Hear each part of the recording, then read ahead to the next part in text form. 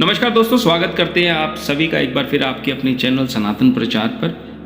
दोस्तों, आज जिस विषय के बारे में हम चर्चा करने जा रहे हैं वो बहुत ही महत्वपूर्ण विषय है उन लोगों के लिए जो अपने आराध्य शिव जी को मानते हैं, शिवलिंग की पूजा करते हैं। ये जानना उन लोगों के लिए बहुत ज़रूरी है कि लिंगम क्या है। लिंगम एक बहुत दिलचस्प चीज़ है, ये गोल है, इसका कोई आदि और अंत नहीं है। शिव जी का भी कोई अंत और आदि नहीं। इस पर जल चढ़ाया जाता है जो शक्ति का प्रतिनिधित्व करता है। देखिए, हर चीज के दो पहलू होते हैं। ध्वनि उत्पन्न करने के लिए मुझे स्वयं और अपनी वाणी शक्ति की आवश्यकता है। कृपया ध्यान दें, यह एक महत्वपूर्ण विषय है। जब मैं और मेरी वाणी शक्ति एक साथ जुड़ते हैं तो शब्दों की रचना होती है। जब मैं चुपचाप बैठता हूं तो मेरी वाणी शक्ति स्वयं को व्यक्त नहीं कर रही होती। दोनों अलग अलग हैं। मैं लिंगम हूं और मेरी वाणी शक्ति पार्वती है। जब शक्ति और शक्तिशाली मिलते हैं, जब मैं और शक्ति एकजुट होते हैं, उसे शिवलिंग कहा जाता है। शिवलिंग पूरे संसार का प्रतिनिधित्व करता है। शिवलिंग ब्रह्मांड का प्रतिनिधित्व करता है।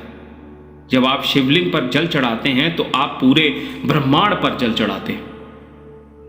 आप पूरे ब्रह्मांड को अपना प्रेम अर्पित कर रहे होते। इसे शिवलिंग कहा जाता है क्योंकि यह गोल है, इसका कोई आदि और अंत नहीं। मान लीजिए एक त्रिभुज या एक षटभुज, जिसे इंग्लिश में या ज्योमेट्री में हम ट्रायंगल या हेक्सागन या पेंटागन कहते हैं। यदि आप उन्हें जोड़ते हैं तो वह गोल हो जाते हैं। इसका मतलब है कि सभी रूप गोल में समाहित है। यह शिवलिंग का अर्थ है। लेकिन शिवलिंग में दिलचस्प शक्ति होती है। इसमें आपके दुखों को दूर करने की शक्ति है। हालांकि आपको इसकी पूजा करनी होगी। और पूजा का अर्थ क्या है?